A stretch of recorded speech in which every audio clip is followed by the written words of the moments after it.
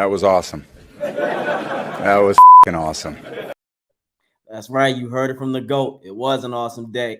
The Victory Monday here. We are here at the Aftermath Bucs Report. AJ Turnup right here. Again, another Victory Monday, back-to-back weeks. It feels good. I hope you all are doing good out there. We're gonna have a special show tonight. We got two guests coming up, and of course, we always got the great man Slick coming in here and sharing the glories of football. What's going on, Slick? Good evening to you.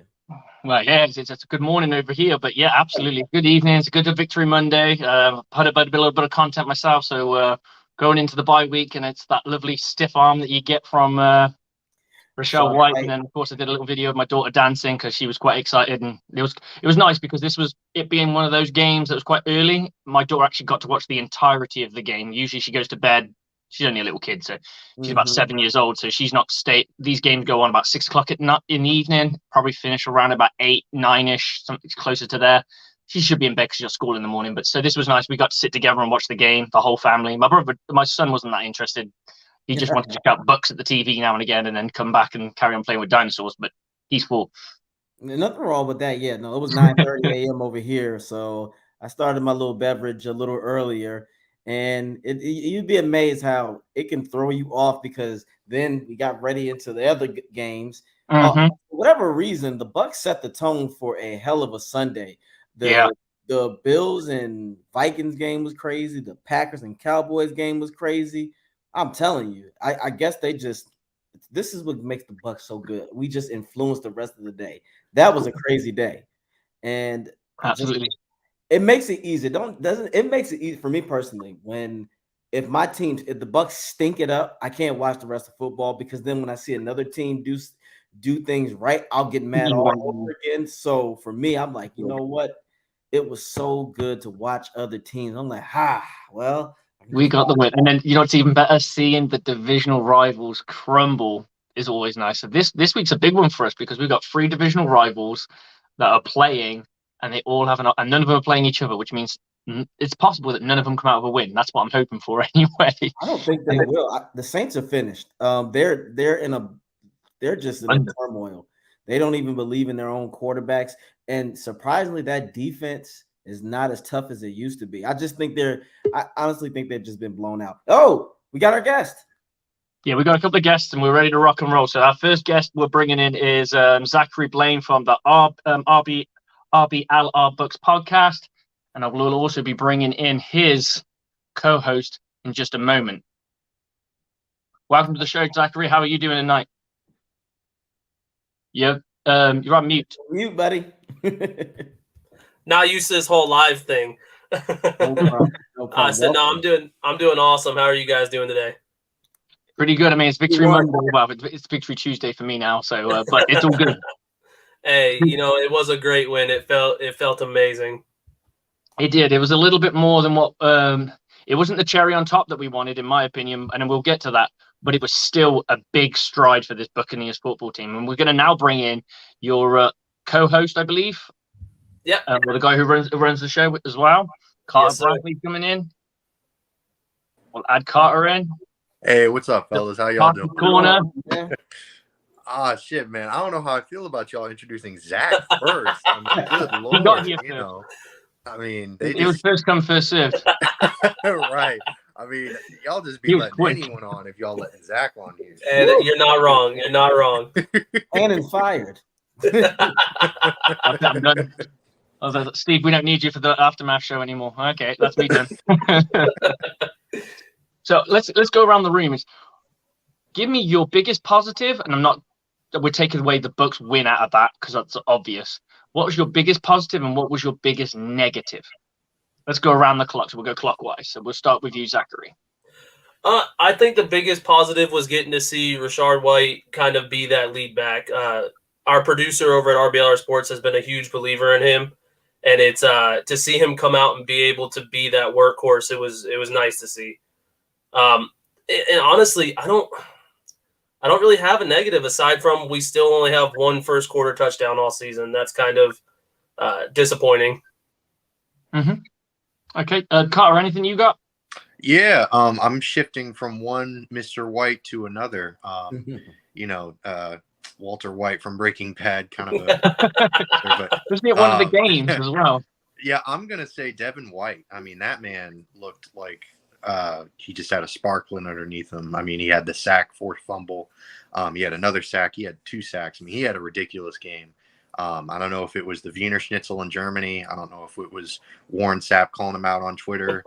Whatever the case may be. But yeah, he looked amazing. Yeah, that's kind of my biggest positive. Although Rachaad White obviously was wonderful, and it was great to see him play well as well. But how about you, AJ? What was your biggest positive that you took from this game? Actually, we saw a little of the old Chris Godwin. And what I mean by the old Chris Godwin, we saw confidence. We didn't see hesitation. We saw him putting his body on the line. Those catches in the end zone, the catch that he made in the end zone, the touchdown, that was last year in 2020, Godwin. So I think in the future, furthermore, we're gonna see more of that, and him and Brady are gonna get that repertoire back. And if Byron gets his shit together, this offense can be lethal. Absolutely, and I think every single one of you made amazing points and it's great they're so different. Unfortunately, I get to go last, and that means I've got to try and kind of scrape the nutshell on this one. And I don't think I really can. For me, the biggest positive is the Rachaad White, because that's a big emergence of a guy. Now the Buccaneers can turn around and say it's not 100%, but they got 2 starting level, and they bring different things to the table. They both can catch out of the backfield. I'm not too sure on Rachaad White's ability to chip and to take on blocks or anything like that, but he can run the football with a little bit more pace. He's a bit more of like that testosterone injection. He's a bit more lethal with the speed, and then you've got someone who can bludgeon you to death. So that's kind of a nice thing to have. But I love the shout out about Devin White. And Devin White did have his father pass away this week that we all found out. So he played like a man possessed. You know, they usually do. They either go one or two ways, don't they? When we find out players have lost a family member and they either play amazingly well, or they go into the shell of themselves. And you know, quite understandable either way. You know, not many of us would go to work after finding our parent had passed away. I know I didn't. I can be honest. When my mother passed away, I didn't go to work. I had 2 weeks off to just process shit. Football players don't get that opportunity. And yeah, he came out and he did great. So big shout out to him. And him and his father look like twins. Like yes, they really do. Yes, they do. And then AJ bringing it nicely with the Chris Godwin. We got to see, it was a bit of vintage Chris Godwin. The route running was better. Generally, the offense looked more polished in the sense of execution, which was nice to see, because we have been a bit abysmal at that kind of thing. We haven't been polished. Play calling's better, I think. I still think there's work to be done, but on the whole, I was generally happy. I think the dumbest thing I would say, the biggest negative, don't try and do trick plays. Just do what gets you and got you down. You've actually been moving the football really well, and you decide to pull off that again. Surely, when you go and say we're going to go and run that play again, the first thing you're going to do is say, Lenny, look up. If Tom's if Tom is covered, don't bother direct snap and just run it forward. So but, you're saying you don't think he would have mossed the cornerback over there? Absolutely not. Absolutely not. Fellas, let me ask you this. Everybody here, let's be real. Would we be more scared if he did catch it and then tried to run? Can you imagine Brady getting blown up by safety by a linebacker? He gets blasted, the season's over. I would have turned the TV off. I would have been done. That's what I was scared of. I'm like, Byron Leftwich would be left. His passport would be burned. Yes, I said, Lord, please don't. I'm glad that happened. I'm like, please let him fall, because as pissed off I was more concerned if he catches this, he better run right out of bounds, because he's a bit of a donkey when he runs too. So it's not like he runs with pure speed, and he'd have to be wide open to kind of run that thing in. So like I love the confidence, and of course we've seen a side of Tom Brady since he's been in Tampa. He's a lot more fun loving. He's a little bit more silly, and I don't know if that's the because of the Patriot way. He's kind of like, I can be myself now. I don't know. We don't know, but it feels that way. We feel like we have this kind of bit of a goofball, likes to have fun and says stuff, and mouths off back, which he never used to do to players. He's not really known for really getting that trappy, except for his own players. We're getting a bit more of that. We've got more of that from him. Florida has brought that out, and that heat has got him going a little bit more. So, and Belichick, the kind of coach he is, he's the type where this can go either way to players. He makes you always feel like there's more, but sometimes I think he gives you the vibe that you're never going to be good enough, because that's the issue that he had with Brady. It's like he had the mindset of, well, you're replaceable anyway, and that anybody's replaceable. And he was wrong at that point, because now he's regretting it. You see what they're looking like in New England. They're struggling just to be like, to stay relevant. Like, they're looking decent, but like you said, Arians will be on your case, but he's going to let you be yourself. He knows when to right the ship. See, Belichick was more of, it's my way, and you're never. I'm gonna make you work hard at it, but at the same time, everybody's not wired that way. If you don't feel appreciated, you're gonna go where you're appreciated. So I think the Bucs, now we're in a position where the coach has got to kind of bring that Arians, hey guys, we ain't got there yet. Let's make it happen. And that's why I put in my I had a tweet rant today. I said, look, guys, the Bucs, the Glazers, they still need to evaluate Byron. What do you guys think? Do you guys really think that they should be sitting there saying, Byron, we still need to have some chit chats? What do you got? You guys think? Go ahead, Carter. I'll let you run it first. Yeah, for sure. I mean, it's just tough because it seems like Byron's really well liked around the locker room. It seems like him and Brady have a very good rapport. I mean, there's that shot of them hugging after that game-winning drive against the Rams. Bruce Arians seems to love him. Todd Bowles and him seem to have a good connection, because then Bowles can kind of focus on the defensive side of the ball. It's tough to fire a guy mid-season, especially, coming off of 2 straight wins. It's even more difficult when the guys run arguably the best offense in the NFL over the past couple of years.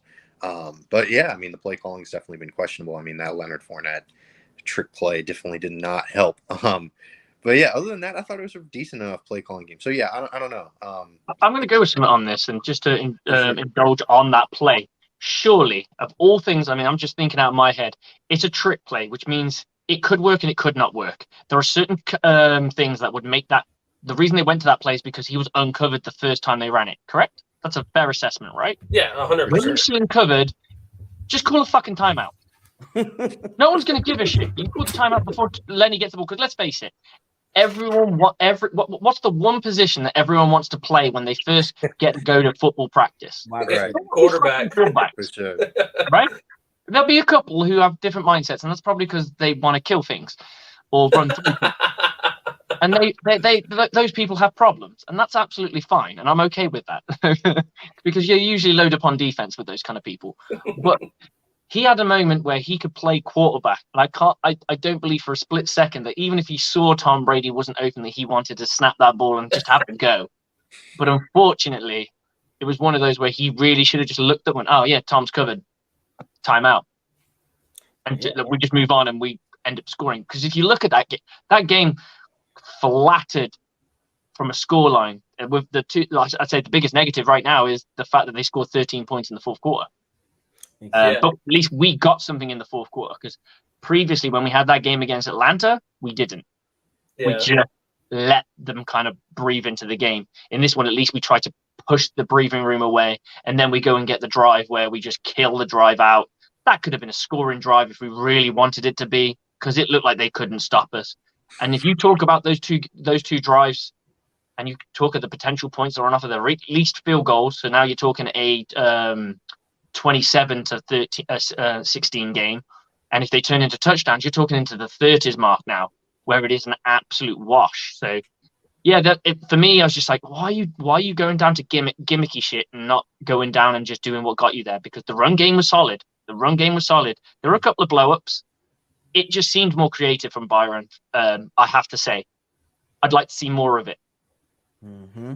And again, I think this time we were fortunate, because now this is where I say Byron may have done his homework, because did you guys know, like, before the Seahawks were ranked, I think 27th in the run defense? Yeah, they're an awful. Yeah, they're really bad on defense. Yeah. So I think, but one thing that he did do, Slick, he did get a lot more creative in the run. There, I saw tosses. I saw different gaps. I was like, thank you. And I'm like, oh wow. And Nick Not Lever, drunk side A, weak side A. yeah, Nick Lever is an upgrade. Again, Gatke should never start anymore. It's so night and day. Like they even in the past, and they have time. Again, I think though with Byron, he was getting a little truculent. We got to understand, guys, we can't do that with every team. So now that I tell everybody, go watch Slick.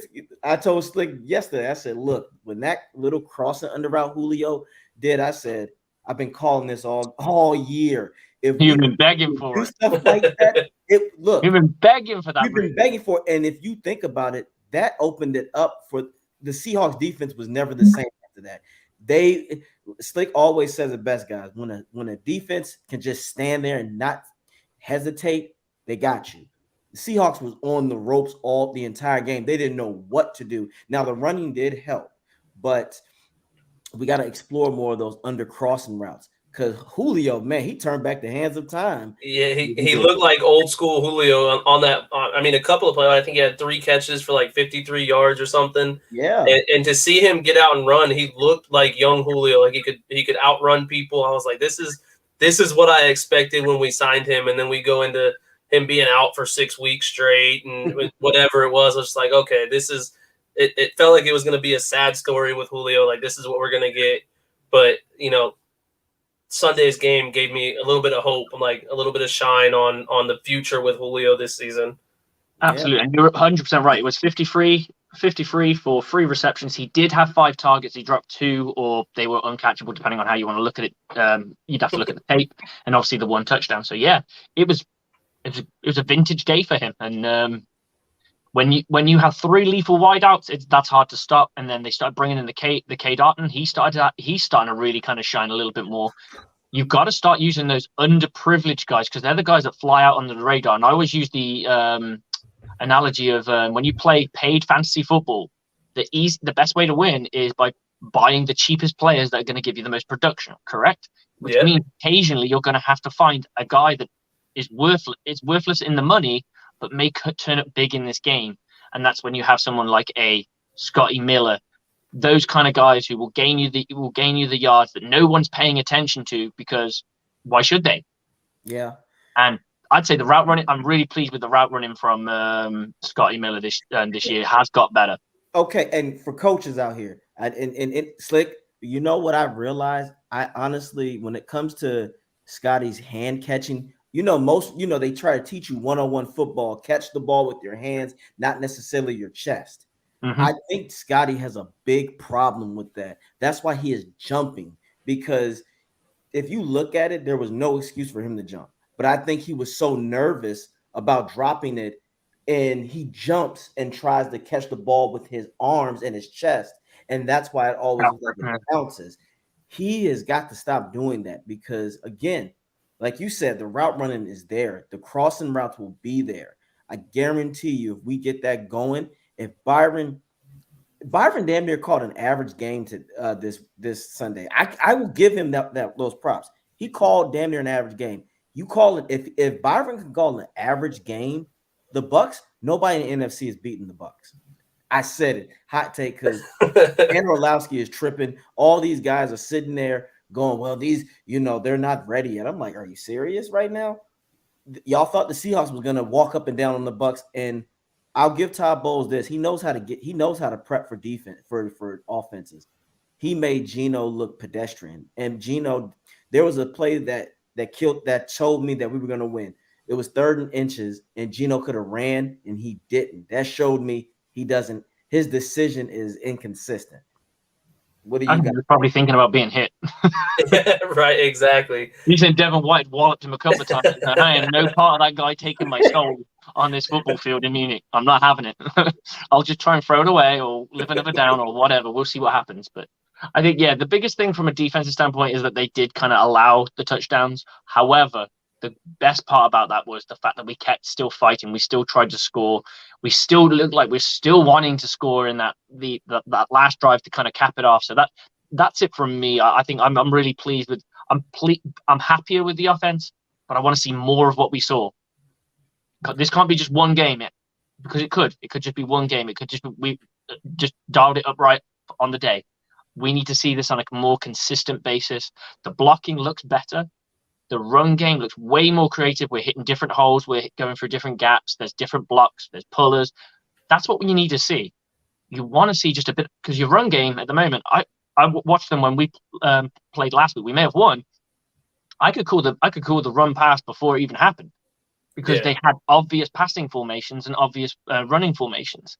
And when you can do that, your linebackers don't have to do anything. This thing called reading. And I tell you, as a defensive coach myself, that's the first thing I tell them. Reading is fundamental. If you can't read where the football's going, guess what? You're going to fail. But if you know what they're going to do before, you can sell out on that run. If you know they're going to pass, you can sell out on the pass. You could, because you know what's going to happen. Uh-huh. And I wanted to ask you guys this on the run defense, Carter and Zach. Do you feel like it's a coincidence, or the simple fact of return of Akeem Hicks has helped this defense on another level when it comes to the run? What do you guys think? Yeah, I mean, I think that Akeem Hicks is a big presence up front, and I think that we've needed that. Obviously, Vita Vea is a stud. Like, there's no ifs, ands, or buts about it, but I think that it helps to have that extra guy up there.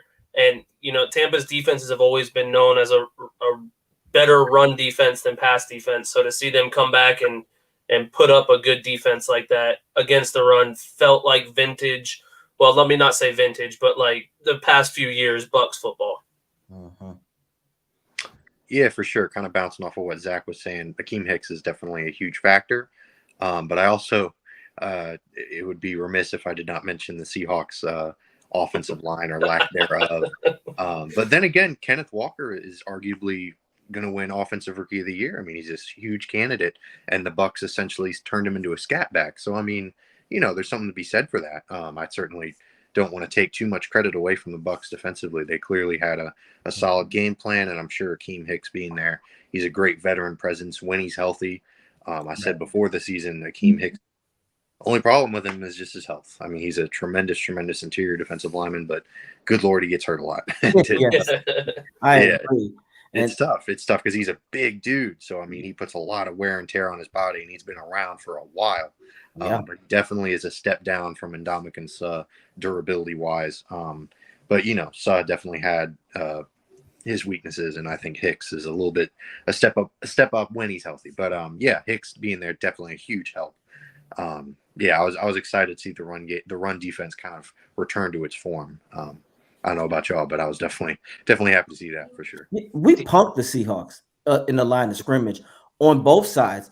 Offensively, Keith, oh man, Slick, you called it. He is a hell of a blocker. He was pissing off those linebackers. You could see it in the game, and I loved it because that is been the problem. Let's all be real. The past few weeks, the Bucs have been getting punked by other teams. Mm-hmm. It's like we run you. We don't care who you are. The Bucs brought physicality back, and on the defensive side, yes, same thing. Oh man, we were just bum rushing them. Now the only issue that I have sometimes with Bowles, he sometimes get into that cushion saving mode, because if you think about it, when the Seahawks came out in the open drive, you should have known Pete Carroll was going to abandon the run, and for good reasons. He knows we need to pass. There's no need to keep draining the clock. So I just don't understand why Bowles was just allowing them to march up the field. And thank God Devin White came and made. I think that play changed the entire outcome. I don't think they were going to win, but that swung the momentum back to the Bucs. But the issue is Bowles sometimes just gets stuck with that damn cushion coverage. Mm-hmm. And you know what I've realized, guys? Slick always says there's a donkey on every team. You know who's the donkey in our secondary? God. Sean Murphy Bunting. I was gonna say Murphy Bunting, or Carter already knew the season. I've been watching Sean Murphy Bunting get toasted for seemingly his whole career.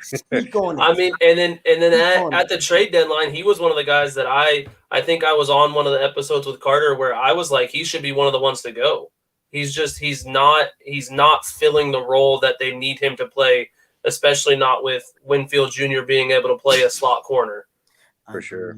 Yeah, Sean Murphy Bunting was flat out not getting snaps. He was not getting actual defensive snaps. He was turned into a special teams guy from the beginning of here while Logan Ryan was healthy, because Logan Ryan was playing safety and Winfield was playing the slot. So I mean, he was, like Zach said, he whenever he's playing, it's tough. It's Carter, because I'm glad you thought, because every time we get a score, I'm like, damn it, Sean, what were you doing? What were you thinking? Why don't you get, and I don't know if he's being misused, or I it might be safe to say that he might have regressed, because every time he gets in a position where he can make a play, he always happens to let the receiver find a way to get in front of him. And he always turning his head going like this. It's like, no, man, that was your fault. Sean Murphy Bunting is our donkey. And I think I would rather feel more comfortable, like you said, with someone else in there. I'd rather have a safety in the slot and put him in man coverage before Sean, because Sean gets lost. Sean, I just don't know where you would fit him in.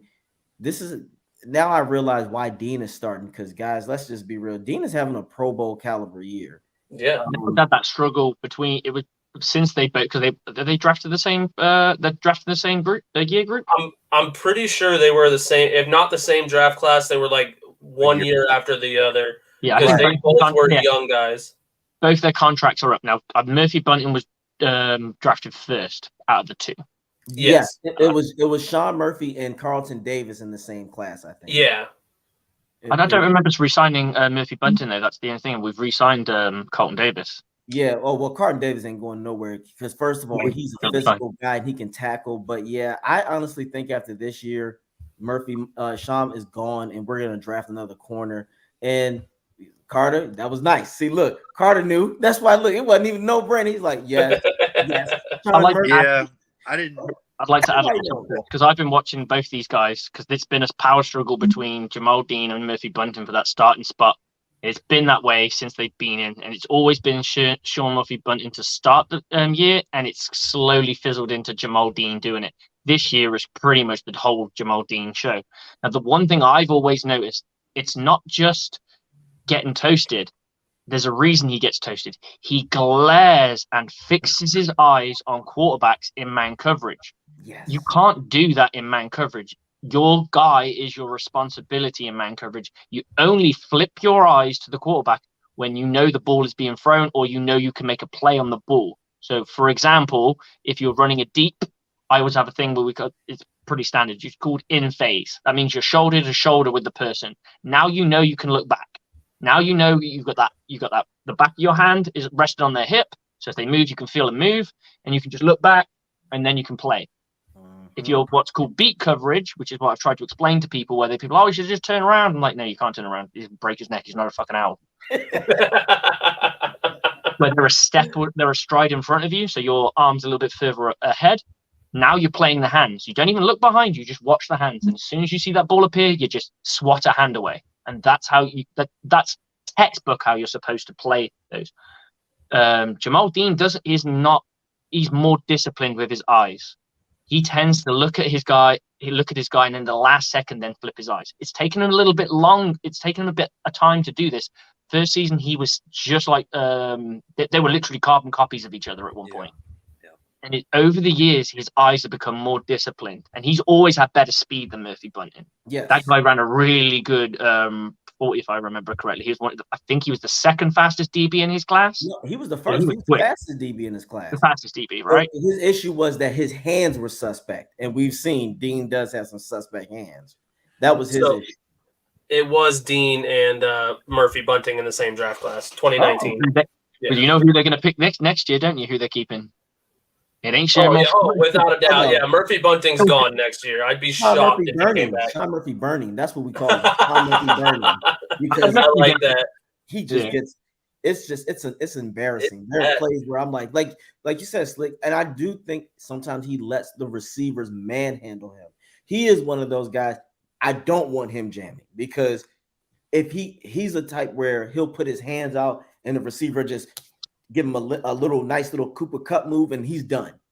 When he gets beat, he gets beat. But when he's on it, because we forget during that Super Bowl run, he had 3 interceptions in different games. Yeah. In Washington, New Orleans, and against the Hawkeye one. It was like the safety position. it was always between Edwards and Whitehead. Yeah. And with Whitehead, you could play the run. He was a way more sure tackler. He could play more of the defensive snaps. Whereas you brought Edwards in, he was going to just ball hawk everything. Yeah. And now you can see that he's developing into a tackler, not as a hard hitter like Whitehead, but he still is technically sound with his tackling. And that's something that the Buccaneers defense has done much better, is they're actually making tackles instead of these weird arm tackles there they just fall off ball carriers, and then the next guy has to do it, and then the next guy has to do it, and then all of a sudden they've gained 20 yards. Agreed. And it's nice to see them not give up on plays. This like the last 2 weeks where we've had issues, and Carter I think mentioned it about Warren Sapp getting on a Devin White. For sure.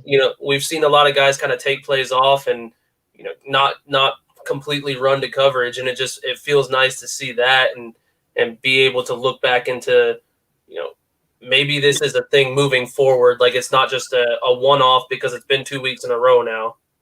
Mm-hmm. I agree with that. And you know what? I've been in part of teams where we've been beaten and stuff like that. And that's usually when people start to jog and they get lazy and what have you, because part of them are thinking to save themselves for the next play because this guy's going to run it in. So there's no point in me burning myself out for it. I may as well just save myself for the next round of defensive snaps. But you can't have that mindset in the NFL.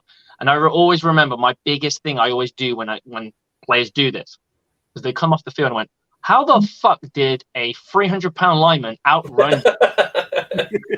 And I'll grab my nose tackle and went, my nose tackle outran you. How fucking dare he outrun you? You should be embarrassed. Yes. Come on. This guy has had a hand in the dirt, hit a block, shook the block, and then ran. You didn't get touched by nobody, and you're still jogging. That's right. And I don't want to ever see one of my defensive linemen in front of my linebackers ever again. You're right, but and Devin White will never admit it. But I do think Warren Sapp calling him out lit a fire under him. Not just think that's a legend. Devin White can say all he wants. Like, everybody in their group has the guy that's going to have your back, but you always got that other guy probably saying, nah, Devin, that's Warren Sapp. Because, everybody has an ego. They'll say, well, he can't talk to me like that. I'm this person. No, Warren Sapp redefined the position of a defensive tackle. You just have to accept that. And I think that lit a fire under him too. And also Brady, he came to his aid. So I think what I like is that Brady is trying to, after his personal situation, that's none of my business, but he has more clarity now. And I think he's like, you know what? I'm digging into this shit and I'm here for you guys. And Devin, sometimes having a legend call you out will make you go, okay, because now you don't see any loafing. You see him everywhere. He is hitting. And you got Levante David hyped in there with him. So sometimes criticism from a legend, especially a local, who played for that team, and who knows what is Devin. Somebody probably had to be like, look, Devin, the 2002 Bucs defense, we all already can say that's the top 5 greatest defense of all time. In my opinion, it's probably the second best, but I'm biased. I got the Steel Curtain first, but then it's the Bucs. People like the Ravens, but I'm like, where are you putting the Legion of Boom though? The Legion of Boom doesn't go there. The reason I mean, why they got to be up there. They're not up there, in my opinion, because they didn't sustain the same longevity as the Bucs. Let's be real. That's fair. The Bucs from like 97 to 2007, you knew the Bucs defense was. People forget even after the Super Bowl season of 2002, the Bucs were number 1 again in 2005. Yeah. So that's why I put them up there. Legion of Boom. Let's just be real, guys. A lot of the people, if there was like 5 more Warren Sapps on the Bucs defense, we would have gotten them a lot more recognition. But because the Legion of Boom, you got a lot of big mouth people, especially in Richard Sherman, the arrogance, and they were media. So that's why the Bucs just, unfortunately, we don't get the respect we deserve because people still want to take us back to being the Succaneers and all that. I'm like, no. We're past those days. Exactly. We put the fear of God in everybody. The Tampa 2. That's why it's called the Tampa 2. So there it is. I want to adjust the Jason Swade elephant in the room where Carter looks like just him coming up with the You know, as someone wearing You're a gonna Joe take that? Burrow shirt, that kind of hurt. Oh, Oh, man. that's We do awesome. have a few comments, and I know you guys are going to get out of here, so we're going to just let you guys pump your stuff, tell us where we can find you, and what you guys have coming up next. Zach, you go ahead, brother. Yeah, so you can find me on Twitter at Zach Blaine RBLR. I host a little bit on the Bucs show now, and more on the Tampa Bay Rays. Coming up next, we got shows every Saturday for the Rays, every Thursday evening for the Bucs. So yeah, Cool. And what time is your show? the show it's not a live show, so it changes here. Yeah, it's a pre-recorded show that we record every Saturday. Usually comes out Saturday around noon, maybe a little bit later. But before I just go on, I'd like to say thank you guys for having me on, and I've had a blast. It's been awesome. Pleasure having you on, brother. Much appreciated. Yes, so we'll let you guys go, and we'll just continue, unless you guys want to keep going. I mean, Carter, you got to plug yourself too, man. You can't. You can't jump out. I'm on here all the time, man. They know where. Oh, fair. All right. I think it's like 4th, 5th time for Carter. Yeah, for sure. I love being on here, and I appreciate y'all letting me be on here so often, even though I look like Justin Herbert apparently. But, hey, what you mean? That's a good. Tell them that's a good. I was just saying, wait a second. That's not a bad thing, brother. Right. I don't know why you're tripping. Look, shit, what's the difference between you and him? What's that? What's the age difference? Oh, we're about the same age. He's 24, okay. I'm 23. So I mean, God, you're a baby. I'm not even that much older, but God. I speak for I guarantee that us two up top we're older. We got some years on y'all. Yeah, I just don't know if AJ's older than me yet. No, I mean I'm a Reagan kid, so I'm gonna just leave it at that. Reagan era. I don't even know who the president was when I was born. I'm 27, so I definitely don't know who the president was. The first Bush, yeah. You Bush. Hey, look, that's all right though. That's all right, man. Look, at least you remember when the Bucs. Look, we've been through these years when, whew. I remember when McKay was the coach and Trent Dilfer was our quarterback. Let that sink in. Trent Dilfer. I had to watch Trent Dilfer. The first quarterback that I remember vividly was Jeff Garcia. Jeff was actually not bad. I liked him. I enjoyed. Yeah, even when he went on to play for, I believe it was the 49ers after Tampa, right? Yeah. No, I still before Tampa, but I thought it was before. Yeah, but I know he played for one other team after playing for Tampa, and I was like, you know what? I still like this man, and he was dating like a Playboy model or something. So I was like, this guy's a G. The fucking dude. There you go. Yeah, exactly. This is that man. Wait, it's all going to be about who Tom Brady's dating next, because we've already heard stories about who Giselle's dating. Yeah, but you know what? Single Brady is undefeated this season. Single Brady is undefeated this season. Yep. He can pop whatever he wants. This might be a blessing, guys. If he wins a Super Bowl here for us this year, look. I will personally send Giselle a thank you letter card. Damn straight, exactly. Shackles off of him because now we got guys. It's not out of the question. I don't care what nobody says. We are contenders, guys. This is why we have to make this noise because the media is disrespecting the Bucs. You already know you got your hater Shannon out there. I challenge Shannon Sharp all the time. He need to get that hate out of his heart. I'm like, look, man, he does every time. Well, Brady's this and Brady's because he knows it makes news. I don't think he really disrespects Brady that much. Exactly. He has to have an opposite take to Skip, and Skip is the ultimate Tom Brady. He can't spend an entire episode agreeing with Skip. It just wouldn't sell. I know, but sometimes I just want I get where you're going from. It's like, Shannon, do you believe half of what you're saying? And saying for Dan, I'm like, guys, you played in this game, you know better. Now, look, if the Mickey Mouse Disney guy is sitting there looking at you and giving you a screen, yell for help, blink twice if you need help, because some of the ridiculous things that they're saying, it's for content more than anything. They say it just so it gets likes and clicks, and people are like, "Oh my god, they said this," and it's right. Just because I want to ask you guys this: out of all the teams in the NFC, let's say the teams, if the playoffs were today, what team would be able to give us a problem in the NFC? Everybody go around. I'm just going to be quiet. Let's start with our lovely guest, Carter. Give me an NFC team that would give us pause for cause. I mean, I'm tempted to say the Vikings after the Bills game this past Sunday, but there's one team that's undefeated in the NFL, and it's got to be the Eagles. So it's the Eagles. Yeah, they've got a deep-ass team. So even if one guy goes down, they've got, 50 different draft picks to replace them. They got a bunch of first-round picks on the bench, so it's ridiculous. Yeah, the Eagles by far. Yeah, I'm right there with him. I was stuck between, like, realistically, it's the Vikings or the Eagles, and I think that honestly, both of them can give us a run for their money, for our money, I should say. But I mean, the Vikings have JJ, like he is a stud, and who do we have that can cover Jefferson realistically? Who can cover Jefferson in the world? Exactly, that's what I'm saying. So it's that those two teams are the teams that scare me the most. Okay. The only thing I would say about the other two teams, playoff experience. One of them's completely devoid of winning games in the playoffs.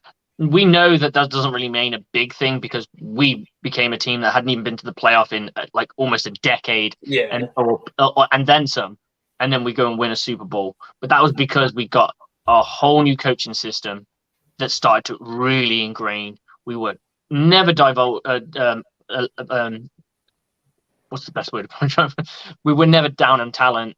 And then we go and bring in one of the greatest of all time to come and actually do the job for us and bring in his like kind of way of doing things. And it kind of rubbed off and it worked. But I do think a little bit of playoff experience could go against us. But yes, I agree with both things that you're saying. Other than that, I don't think there really is anybody, which means realistically, if the Buccaneers can make the playoffs, they're at least winning one game. Yeah. They're a top three. They're a top three team in the NFC, in my opinion. Exactly. I'm going to tell y'all. What the biggest thing that's against the Bucs? The Bucs. Yeah. Byron. I'm going to tell you this now.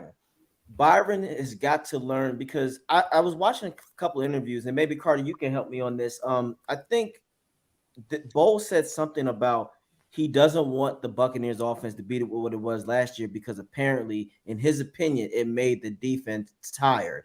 Now, I do think that's a sorry excuse because the irony is the reason why we didn't go repeat is because he decided to blitz. Is he honestly saying that he thinks by scoring too much, it's too hard on his defense? I'm glad that you picked up on the same thing. I need a good 5-minute drive so my guys can get some freaking shut eye and get rested. Yeah, we know 3-and-out kills that. And most defensive-minded coach love running the ball, and I get where he was going, but at the same time, you gotta have.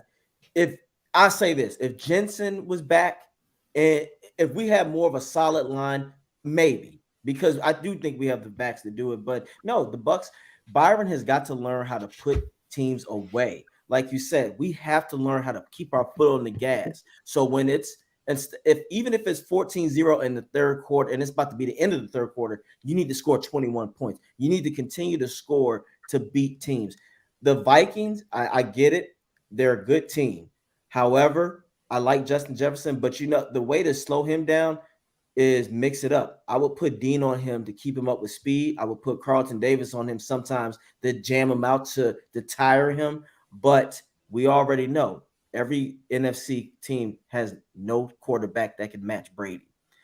I don't believe in Jalen Hurts because I feel like when the playoffs come, it's all that experience is going to go out the window. And when he gets rattled, because his biggest weaknesses are fast linebackers.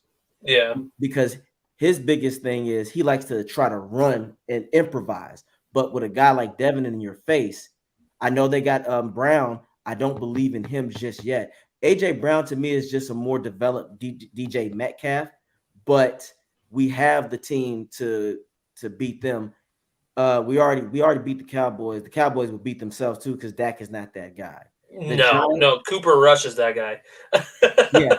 We're giving these guys up time a little bit too much because I believe Keith said to us that he is bring him in for 10 minutes and we're now at the 44-yard mark. If you guys don't have anywhere to go, we don't want to hold you gentlemen up. We just out here talk. It's Victory Monday. The last time we talked, we're laughing. We're not laughing out of we're laughing out of happiness. I would love to stay longer, but I got to go help the wife pack lunches for the kids. Right. So absolutely. Thanks for coming on. Much appreciated, brother. We'll go and check out your stuff. And everyone else, if you're watching our stuff, go and check out their stuff. Their stuff is awesome. So go check that out.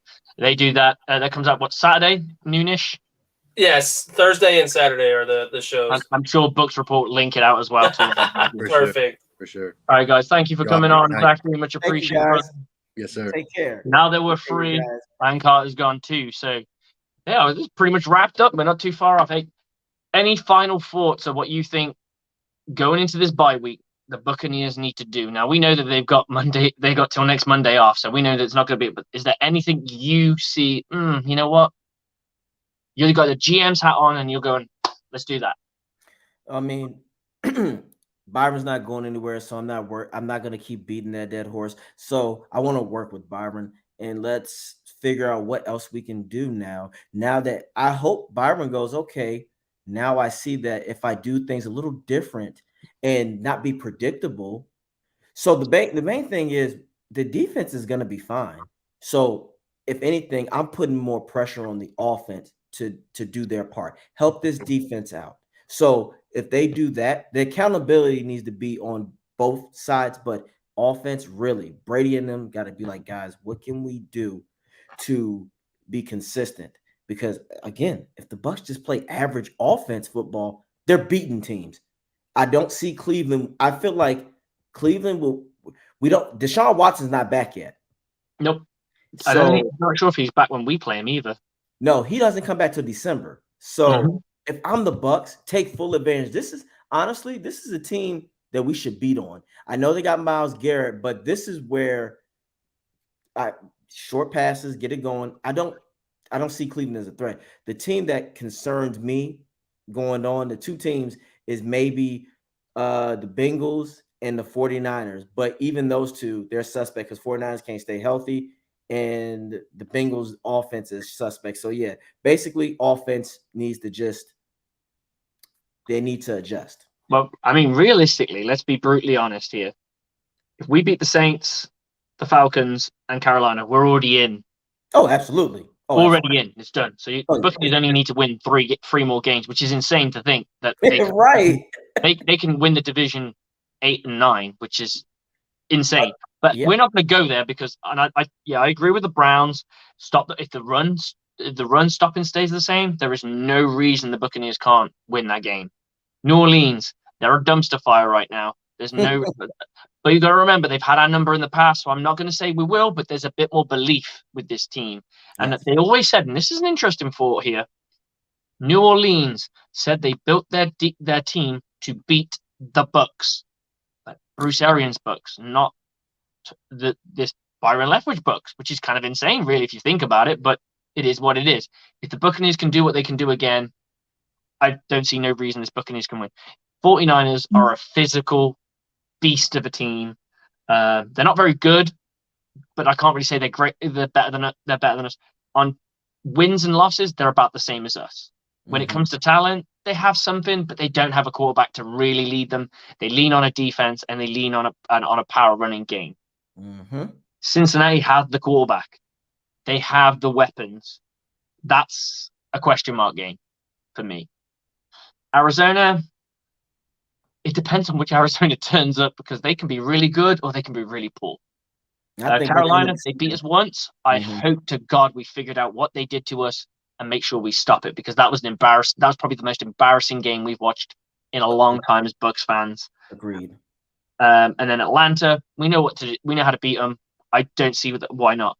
The Buccaneers can pip 2 games, and if they pip 2 games, they go what? We're lost 5, so 7. 10-7. You can go 10-7. 7-10 is not bad. I think we'll go. I'm more than likely thinking we're going to go 11-6. I wouldn't mind if we lose one more game. You're right. If we wrap it up, I think honestly, if we win like you said, if we win three straight more games, it's over because we know the NFC. They're the Saints, like you said, dumpster fire. I can see the Saints. I can see the Saints not winning for the rest of the season. That's how bad they are. The interesting thing with this is that both the Niners game and the Cincinnati games are back to back.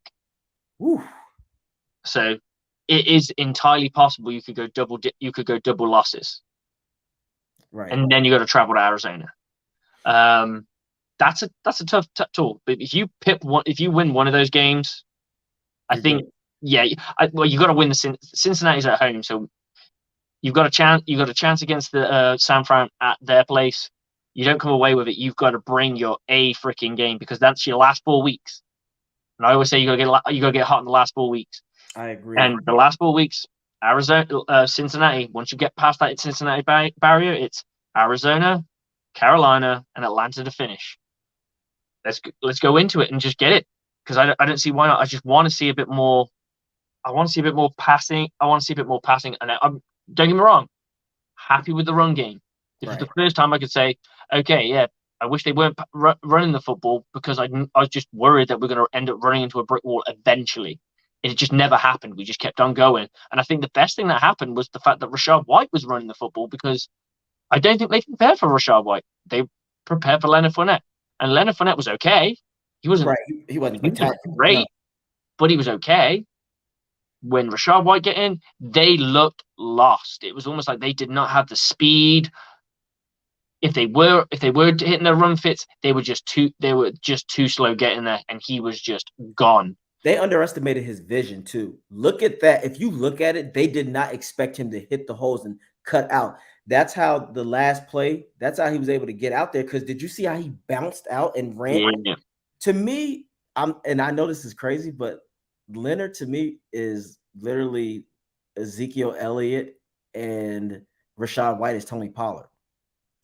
More explosive. I'm not saying they're exact, but you get they're Zeke and Leonard are the battering rams. However, the problem with Lenny is he's tap dancing in the hole while Rachaad just goes. He just goes. And Leonard is gonna have to learn how to sometimes just bulldoze his way, but get lower. And I know for a guy his height, for running backs, when you're that tall and that stout, he's a running back, isn't he? Yeah, it's hard. Now Rachaad is 6 foot, but he knows how to use his body better. But you're right, though. We can't. I'm happy that worked, but again, he did his homework. That's a team that is weak against the run. Everybody else, like you said, San Fran is not weak against the run. That's it. And then we're going to go against teams that are stout against the run. So you need to have plan A, plan B already ready to go. And I know that they're like, oh, yeah, we want to run the football more. We want to run the football more. We want to run the football more. That's great. But don't become complacent in the fact that you're going, oh, we need to run the football, but we're not succeeding with running the football. So we'll just keep running the football. I agree. That's ignorant. It's not arrogance, it's ignorance. Yes. You saw with the Seattle Seahawks, they just went, what is the fucking point of running the football? Because we are burning it down. We are just wasting it down. And if we're not wasting the down, it's even worse. We're giving up yardage on the down. So now we're at 2nd and 12, or we're at 2nd and 13, or 2nd and 11. We can't keep shooting ourselves in the foot like this. We need to go to the pass. And they got more success out of it because they do have 2 good wide receivers. And they took advantage. That Will Dissly was having a great game. They used the tight end position. I wanted to see an adjustment, more of an adjustment there. I wanted to see maybe Levante David going, he's my guy. He ain't go. This bitch ain't going nowhere. I'm having him. I'm having him. Devin, if you see Gino, if you see this guy take the quarterback take off, he's all yours. He's just sit back, read it, take it. If you got a blitz, read your blitz. If you see him taking off, peel back, go find him. I agree. No, I'm taking this tight end's doing nothing for the rest of the game, and I'm going up to Coach Bowles going, put me on that tight end. He's going nowhere. We got this. And I think for whatever reason, Bowles is just scared. Like the cushion, I think he just does It's not. not just the cushion, though, brother. It's the playing off. There's a couple, especially in that 4th quarter. There are a couple of guys sat on the yellow line. Yep, sat on the yellow line, and I went, you know, right, okay, this shit pisses me off. I'm going to watch this, and I'm going to watch just the defensive back play. They see the release from the wide receiver, who is hitting it hard, like a DK Metcalf, got speed. He's hitting it hard, and they bite on the deep release. So what do? They bail coverage. So they are not even read stepping. They are bailing into coverage because they're worried about being burnt. And what happens? He turns it in, or he turns it out, or whatever. It's wide open. He may be running to the sidelines. Yep. And Sammy sidelines picking up the tackle, a freebie tackle for us. but it's there for them. Yep. And that's the problem with playing off. You're playing off. You're guessing what they're trying to do. Yep. Because at this level, they don't need to chop their feet as much when they break. They can break. Some players can break on a dime. And if you can break on a dime, play at 5, play at 6. Do not fucking play at 10. Right. Because all you're going to do is take 3 steps and go, shit, he's going to go deep. I don't want to get beat deep. Don't get beat deep, they say, yeah? Prevent coverage. So you blitz, you bail hard as fast as you can go. And this guy goes, well, I didn't even go in there anyway. I'm running a post. So I'm just going to cut in underneath you. And I'm going to catch it and run straight into the sideline. So I gained myself 12 yards. Thanks for that. Cheers. That's right. And you always say sometimes don't put your corners in a position. You don't want a guy like DK Metcalf coming at you at full speed, because we saw Dean, he did his best, but thank God Metcalf was on the going out of bounds, because I was scared for Dean when he ran at full speed. I'm like, oh my God, he might run through Dean. Eagles late 23 and 14 in the third. Not surprised, but we'll see what happens. Look, you can't. I say this to everyone: when you're on a win, someone's going to end it. It's more likely going to be a divisional rival. Oh, absolutely, absolutely. Because divisional rivals, doesn't matter how bad they are, doesn't matter how good they are. When it comes to it, it's almost like it's a lot tougher, because they've been around you. They know what you like. They know what you like to do more because they've experienced it more. The players have experienced it more. Yeah, absolutely. You are absolutely right. People forget do you remember when the Saints won the Super Bowl? The Bucs beat them. We beat them, and we didn't have anybody. That's when Michael Spurlock was back then. So yeah, you're right. It happens in divisional rivalry games. Look at the Jets and the Bills. It's just like you said, when you're familiar, so you have more experience. And I agree with you. And like you said earlier, though, about the rest of the schedule, 11-6, I would be content with that, because we won the Super Bowl at 11-5.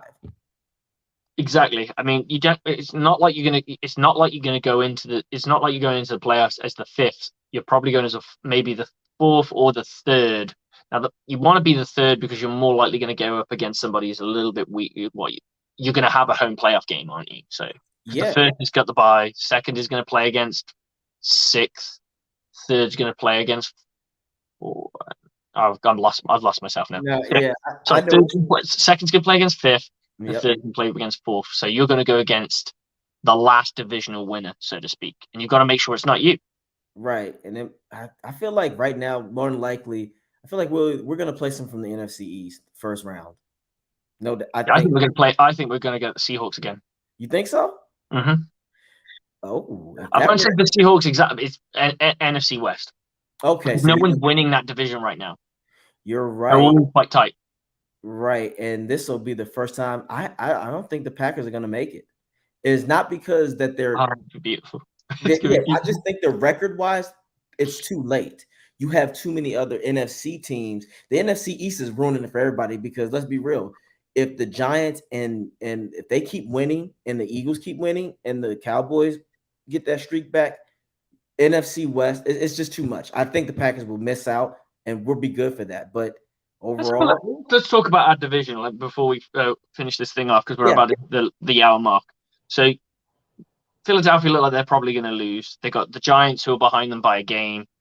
Dallas could actually end up missing the playoffs. Right now, they won't. Detroit Lions are on a bit of a streak at the moment. The Green Bay Packers finally ended their 5-game losing streak. 5-game losing streak, which is insane to think that Coach McCarthy actually won a game for. Right. We hopefully will lock down our division and we're done. I think if you look at this from divisional leaders, it's between us and the NFC West. There's only a game's difference between us and Seattle. Oh, absolutely. And we're talking multiple games in the future, and we really don't know. Yeah, and just to end it on what you were saying, I just want the Bucs just to decompress, no stress, and relax, and come back prepared. We got this. Absolutely. You calling soon? I'm calling it. Yeah. You call soon? Yeah. Why not? If you're going to fit the run and you're going to get things going right, it's probably good. I mean, I will say the biggest unnamed hero on that defensive line that no one ever talks about is probably William Goulston. Oh, absolutely. Because you can't be a consistent starter on that team, and nobody and he gets no respect, zero respect. But he is such a good run defender. Yeah, that's why we signed him He's not going back. to tee off on anybody, but I keep trying to tell people the 3-4 isn't the 3-4 is not designed for the ends to make multiple sacks. No, not designed for the nose to get multiple no, that's sacks. your linebackers. You have to have fast, Exactly. physical linebackers. People don't realize that if you don't have physical and fast linebackers, the 3-4 is useless. Like you said, the nose tackle's duty is to plug that hole and make it difficult. Joe Tryon had a good game as well. Like he wasn't amazing, but he got much better. You can see the improvement level. He's finally, like you said, trying to run in instead of always trying to run out. I'm like, thank you. That's how he got the sack, because he ran into the guy. Look, he's got speed, and when you got speed, yeah, use it. But occasionally, if you can change direction on a dime, you're going to make one. Eventually, you're going to make an offensive tackle pursue too hard. And I know what this guy likes to do. He's going to hit it hard and try and get around me. No, sir. And he's going to overstep. And when he oversteps, you cut back inside. And he's like, shit, I just let this guy straight to my quarterback. Right. And there's nothing I can do. And he's got his foot in the ground. You're still going because you're sallying out for it. It's a bit like like I said about the bail technique. If you're bailing at 8 yards, you've taken 2 read steps and you're thinking, shit, he's going to go deep. So you bail hard to make sure he doesn't beat you because you've been standing still. Exactly. You ain't taken many steps. You've taken 2 read steps when he's at 5 yards, which means he's full into his speed. So you've got to hit that bail quick, bro. Yes, if not, it's over. It's exactly. It's over. And what does he hit you with? He hits you with the inside, or he hits you with an outside, and now he's catching it. You're taking it to the sideline. So it is what it is. It's the same principle. You're just doing it in a different way. Amen. And I honestly think he's getting better, and he's only going to get better. He might be a dark horse in the playoffs for us. He could be that guy because you already know offenses are going to be like, hey, let's make sure Devin White and Levante David and Vita Vea don't eat. They're like, hey, can't stop everyone. Yeah, you can't stop everyone. Exactly. So this is why I'm excited. 5-5 is basically a reset, and now let's see what we got.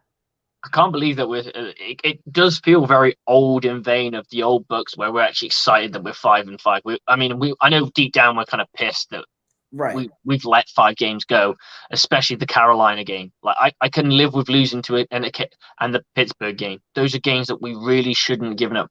And even if we turned one of them around, it's a different story. Agreed. The blowout to Carolina was the biggest kick in the teeth. That really felt like a backward step for us. Yeah, absolutely. So for us to kind of come back and get that, then I was kind of pleased. So I was happy about that. Yeah, well, 5-5 gives me hope because now we're leading. We have a decent lead now. I don't like it's thank God that our division. You know it. We're going to be let's get I wouldn't say get the champagne out, but let's do some celebrating if all 3 teams fall on Sunday. Oh, I'm doing a cartwheel. I'm doing. I don't know if I can do a cartwheel anymore. If all 3 lose, and the funny thing is, it's not out of the question.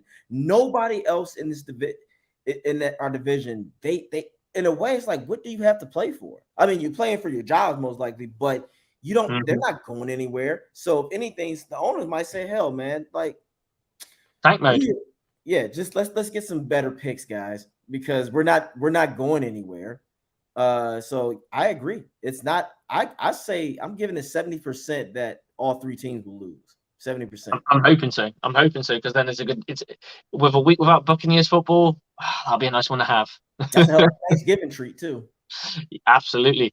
Anyway, we better let this one go because we've at the almost hour and 5 mark. AJ, tell everyone where we can find you. I know you do your stuff, so tell us about it. It's about bucking time. Like I tell y'all, I'm gonna tell you how it is, not what you want to hear. I'm just gonna tell it how it is. You can find me on YouTube, on Instagram, Flex Luthor 813, Twitter @Turner_24. I make content all the time and I call out people. So yeah, just spread the word because we here, and shout out to Slick again. Cheers, brother. Much appreciated. I'll let you go now, and I'll hopefully see you soon for the next aftermath. I'll see if we can do an aftermath where we can just mock the other 3 teams if they lose. Damn straight. We will. Yeah. All right, brother. Catch All yourself. right. Take care, my man. Okay, that's